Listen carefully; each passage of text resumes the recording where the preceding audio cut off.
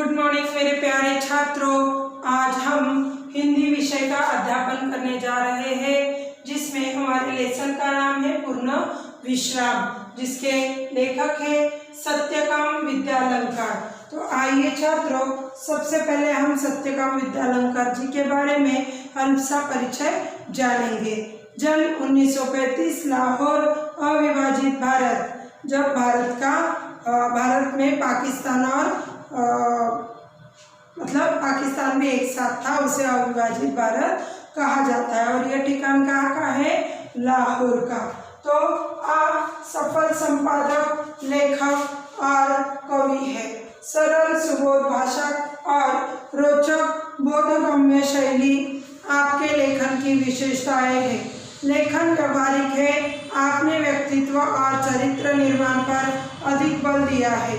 प्रमुख कृतियाँ: स्वतंत्रता पूर्व चरित्र निर्माण, मानसिक शक्ति के चमत्कार, सफल जीवन, लेख संग्रह, वीर सावरकर, वीर शिवाजी, सरदार पटेल, महात्मा गांधी जीवन चरित्र आदि।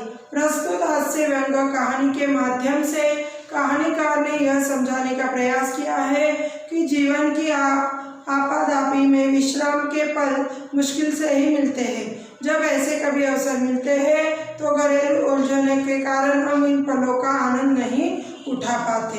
देखिए क्या होता है कि हमारा जो जीवन है वह बहुत गतिमान है, और ऐसे गतिशील गतिमान जीवन में हर चीज के लिए हमारे पास समय नहीं है।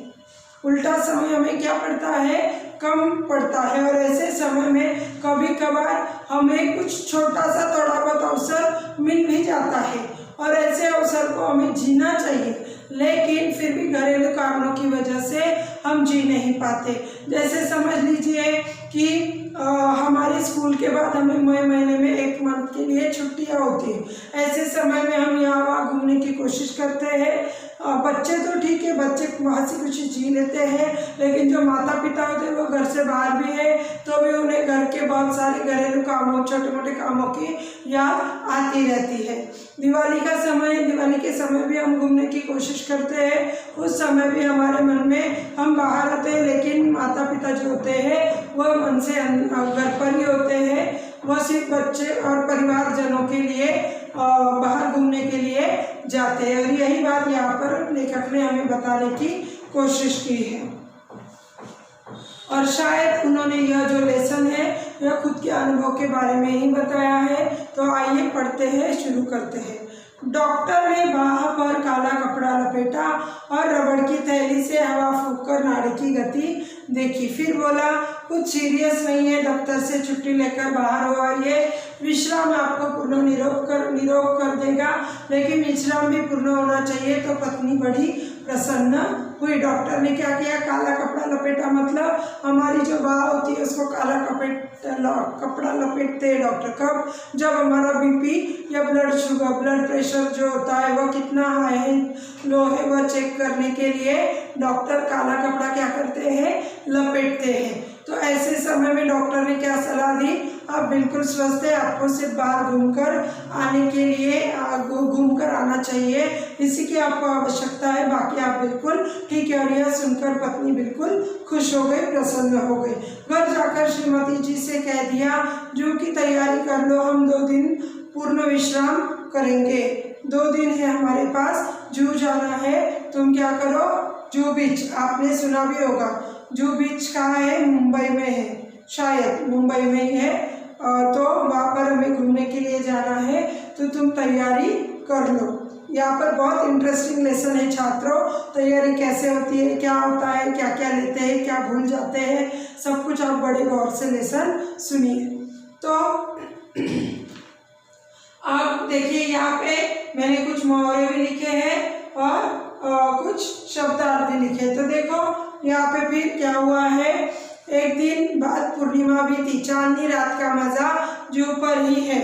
मतलब जिस दिन घूमने जाना था उसी रात या उसके दूसरे रात क्या थी? पूर्णिमा भी थी और पूर्णिमा को पूरा चांद दिखता है, खिल उठता है और वह बीच से देखने का मजा ही कुछ और है। यह बातों की वह सोच करने लगी। 2 बजे का अलार्म बेल लगाया गया। स्वयं वह 2 से पहले उठ बैठी, कुछ नोट करने लगी। श्रीमती जी ने इन सब कामों की सूची बनाकर मेरे हाथ दे दी। गैरेज में पहुंचकर श्रीमती जी ने मतलब उसने कुछ नोट्स बना दी कि हमें साथ में क्या क्या ले जाना है, क्या हो सकता है, क्या नहीं हो सकता है। इसकी नोट्स बनाकर उन्होंने लेखक के हाथ में दे दी। श्रीमती जी ने यह दे दी। गैरेज में पहुंचकर श्रीमती जी ने मोटर में हवा भरने की पिचकारी, ट्यूबवेल, रबर्स, आपको क्वेश्चन आ सकते हैं कि कौन कौन सी चीज़ें उन्होंने अपने साथ में लेने के लिए कही थी या नोट की थी, तो ध्यान में रखिए। Tube well, rubber solution, 1 gallon engine oil आदि आदि चीज़ें और भी लिखी थी। दिन भर दौड़ धूप करके पायधुनी से मिस्त्री लाया। पायधुनी एक प्लेस है जो मुंबई का एक स्थान है, वहाँ से शायद वो जहाँ रहते थे वहाँ से जो बहुत नज़दीक था पायधुनी नामक ठिकान से उन्होंने क्या किया है, एक व्यक्ति को लाया है जो क्या करने वाला था, मिस्त्री लाया है। सुबह से शाम हो गई मगर शाम तक 4 में से 2 खिड़कियों की भी चटखनियाँ भी नहीं कसी गई। मोटर के लिए ज़रूर सामान लाते लाते रात तक दिल की धड़कन दुगनी हो गई क्योंकि 2 ही दिनों का समय निकाला गया था, उसमें काफ़ी समय घर पर ही निकल गया था। और फिर दिल की धड़कन तेज हो गई, मतलब क्या हो रहा था, बहुत सारी मतलब टाइम निकल जा रहा था, इस वजह से बहुत मन को ये हो रहा था, धड़कन तेज हो रही थी। रात को सोने लगे तो श्रीमती जी ने आश्वासन देते हुए कहा, कल जू पर दिन भर विश्राम कर लेंगे तो थकावट क्या हो जाएगी, दूर हो जाएगी, आप बिल्कुल भी परेशान मत हो जाइए। श्रीमती जी ने अपने कर कमलों से घड़ी की घुंडी यानी जो चाबी होती है वो घुमाई और अलार्म लगा दिया। खुद बाहर जाकर मोटर का पूरा मुआयना करके वह तसल्ली का अर्थ है आश्वासन कि ठीक है अभी हमारी मोटर, सुबह हम जा सकते हैं, यह देखकर वह सोने चली आई। सुबह 5 बजते ही अलार्म ने शोर मचाया। रोशनी होते न हुए जू की तैयारी चरम सीमा पर पहुंच गई। चरम सीमा मतलब अब लास्ट अंतिम सीमा जहाँ से अब जू को निकलना ही था। स्ट्रो को भी आज ही रोका देना था और उसमें बीच में क्या हो गया, जो उनका स्ट्रो था वह खराब हो गया। वह हर मिनट बुझने लगा, मतलब चलाती फिर बुझ जाता, चलाती फिर बुझ जाता, ऐसी समस्या उन्हें सुबह सुबह आ गई। आधा घंटा उसमें तेल भरने में चला गया, धूपनी करने में चला गया। धूपनी करना, हवा भरना, आपको पता है क्या कि जब स्ट्रो होता है रॉकेट का उसमें हवा भरनी पड़ती है तब जाके स्ट्रो बड़ा और छोटा हो सकता है, वो जो आग होती है वह, और उसमें आधा घंटा चला गया। आखिर चाय का प्रोग्राम स्थगित कर दिया, उसमें चाय नहीं बनाई गई। हम दत्तचित्त हो तैयारी करने लगे। दत्तचित्त मतलब ध्यानपूर्वक तैयारी करने लगे। वाटरलू जाने से पहले नेपोलियन ने भी ऐसी तैयारी न की होगी। नेपोलियन कौन है? एक बड़ा महायोद्धा था जो फ्रांसीसी था, उसने भी इतनी तैयारी न की होगी, इतनी की तैयारी इन दोनों ने कर ली। ऐसी महत योजनाओं के संपन्न करने में हम पति पत्नी परस्पर सहयोग भावना से काम करने पर विश्वास रखते थे। मतलब वो दोनों भी साथ में कार्य करते थे। दोनों पति पत्नी हम दोनों के जीवन का मूल मंत्र है सहयोग। सहयोग किसका मूल मंत्र है? तो जीवन का सहयोग मन वचन कर्म, इन तीनों से होता है। सहयोग किससे होता है? अंडरलाइन कर लीजिए, मन वचन और कर्म, इन 3 बातों से सहयोग होता है। जीवन का मूल मंत्र मुझे भुलाना था। श्रीमती जी मेरे कामों की याद दिलाने लगी। मैं उनके उपकारों के बदले उनकी चिंताओं में हाथ बटाने लगा। मतलब जो बीवी को करना चाहिए उन कामों की याद वह दिलाने लगे और श्रीमान को करना चाहिए उन कामों की याद श्रीमती दिलाने लगी। और फिर मैंने याद दिलाया पूड़ियों के साथ मिर्ची का अचार भी जरूर रख लेना। श्रीमती जी बोली, अचार तो रख लूँगी पर तुम समाचार पत्र रखना न भूलना, मैंने अभी पढ़ा नहीं है। मैं बोला, वो तो मैं रख लूँगा लेकिन तुम गुलबंद न भूल जाना। गुलबंद जो सर्दी से बचने के लिए लपेटने वाली ऊनी पट्टी होती है, उसे क्या कहते हैं? गुलबंद मतलब वो एक दूसरे को कह रहे कि ये मत भूलना, वो मत भूलना, ये साथ में लेना, वो साथ में लेना, ठीक है। और फिर गुलबंद तो रख लूँगी लेकिन तुम बेदिंग सूट रखना न भूलना, नहीं तो नहाना धरा का धरा रह जाएगा। धरा का धरा रहना मतलब हो नहीं पाएगा, जो उन्हें वो बेदिंग सूट पहनकर पानी में नहाना है वो नहीं हो पाएगा। और तुम कहीं रबर कैप भूल गई तो गजब हो जाएगा, तुम भी रबर कैप न भूलना, वो तो रख लूँगी लेकिन नोट पेपर लिफाफे भी रख लेना। और देखो राइटिंग पैड भी ना भूलना। राइटिंग पैड क्या करोगी पूछ लिया उन्होंने। कई दिनों से माँ की चिट्ठी आई पड़ी है, जो पर खाली बैठे जवाब भी दे दूंगी, तो यो वक्त भी नहीं मिलता। और ज़रा वे चिट्ठियाँ भी रख लेना जिनके जवाब देने हैं। चिट्ठियाँ ही रह गई तो जवाब किसके दोगे? सही बात है, मतलब माँ की बहुत सी चिट्ठियाँ आई है लेकिन जवाब नहीं दे पाई हूँ, वो जवाब मैं जू पे बैठकर टाइम निकाल कर दे दूंगी। और तुम उनकी आई हुई चिट्ठियाँ भी साथ में रख लेना। और सुनो, बिजली के बिल और बीमा के नोटिस आ पड़े, उनका भुगतान करना है, उन्हें भी डाल देना। मतलब जो जो नोटिस आए वो भी ले लेना, क्योंकि वह देख के हम भुगतान कर देंगे। उस दिन तुम धूप का चश्मा भूल गए तो सिर दर्द चढ़ गया, इसलिए कहती हूँ छतरी भी रख लेना। अच्छा बाबा रख लूँगा। और देखा, धूप से बचने की क्रीम भी रख लेना, शाम तक छाले न पड़ जाए। वाह बहुत करारी धूप पड़ती है, वाह बहुत करारी क्या पड़ती है, धूप पड़ती है, इसलिए यह रख लेना, वह रख लेना। अच्छा बाबा रख लूँगा। देखा, धूप से बचने की क्रीम भी रख लेना।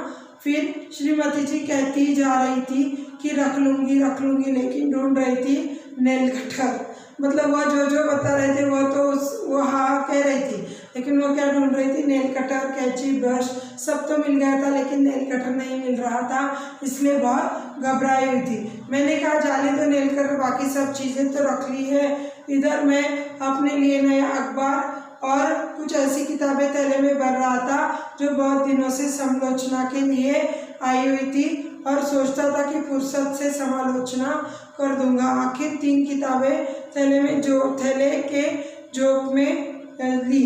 देखो यहाँ पे मैंने लिखा हुआ है कि समालोचना किसी वस्तु की गुण दोष बताना, मतलब यह क्या थे? झोले थैले। तो उन्होंने अपने झोले में 3 किताबें रख ली, वो इसलिए कि जो किताबें उनके पास है उनकी समालोचना करनी थी, मतलब उसमें क्या गुण है क्या दोष है वह सब उन्हें नोट डाउन करना था, इसलिए उन्होंने वह किताबें भी झोले में भर ली। और फिर आखिर 3 किताबें झोंक दी। कई दिनों से कविता करने की भी धुन सवार थी, उनकी भी कई कतरने मतलब यहाँ पे दिया हुआ है कागज के टुकड़े, वह भी रख लिए गए, उन्हें भी जमा किया। सोचा काव्य प्रेरणा के लिए जू से अच्छी जगह और कौन सी मिल सकती है? जू से अच्छी जगह नहीं मिल सकती, मतलब उसके लिए भी कागज के टुकड़े भी रख लिए। आखिर कई अटैची, कई थैले, कई झोले भरकर हम जू पहुँचे, और इतनी सारी तैयारी कर वो जू चले गए।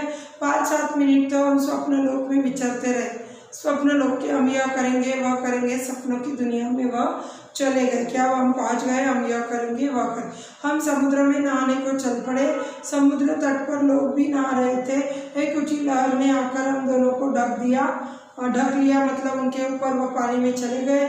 लहर की उस थपेड़ से न जाने श्रीमती जी के मस्तिष्क में क्या नई स्फूर्ति आ गई कि उन्होंने मुझसे पूछा, तुम्हें याद है बरामदे की खिड़की को तुमने अंदर से बंद कर दिया था या नहीं? मतलब उन्हें क्या याद आ गया? बरामदा मतलब जो बरामदे में एक खिड़की है उसे तुमने बंद किया या नहीं? मैं कह उठा, मुझे कुछ याद नहीं पड़ता। अगर वो बंद नहीं हुई तो, खुली रह गई तो क्या होगा? कहते कहते श्रीमती जी के चेहरे का रंग पीला पड़ गया। चेहरे का रंग पीला पड़ना, घबरा गई वो कि क्या होगा, बरामदे की खिड़की खुली रह गई, सारा पानी अंदर आ जाएगा। और इसी सोच में उनके चेहरे का रंग पीला पड़ गया। मैंने कहा चलो छोड़ो अब इन चिंताओं को, जो होगा होना होगा, देखा जाएगा। मेरी बात से उनकी आंखों में आंसुओं का समुद्र भी बह पड़ा, और उनके कांपते ओठों पर यह शब्द भी थे कि अब क्या होगा? खिड़की खुली रह गई है, और खिड़कियाँ खुली रह गई तो घर का क्या होगा? यह सोच उनकी अधीरता भी ज़्यादा होती जा रही थी। जिस धड़कन का इलाज करने को जू पर आया था 10 गुना बढ़ गई।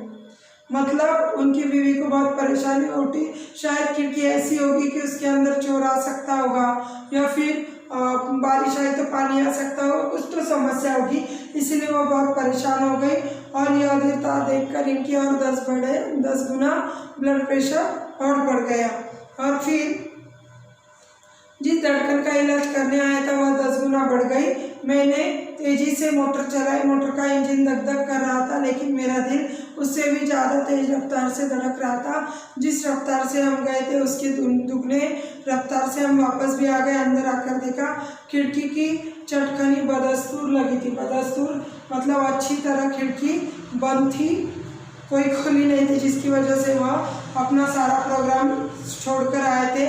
सब ठीक ठाक था। मैंने ही वो लगाई थी, लेकिन लगाकर भूल गया था कि लगाई या नहीं।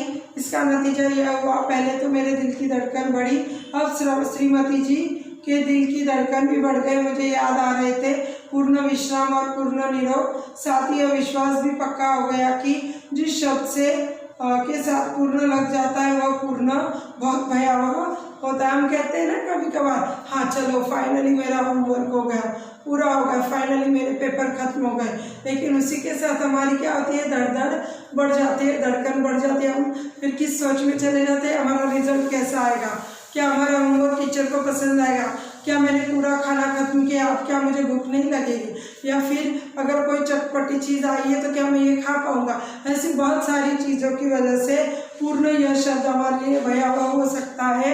ऐसा बहुत ही रोमांचक लेसन, बहुत ही सुंदर लेसन, विनोद भरा लेसन, यहाँ पे मनोरंजन का लेसन सत्यकाम विद्यालंकार जी ने हमें सिखाया हुआ है। साथ ही साथ इस लेसन में बहुत सारे शब्दार्थ भी दिए गए थे और मुहावरे भी आए हुए हैं।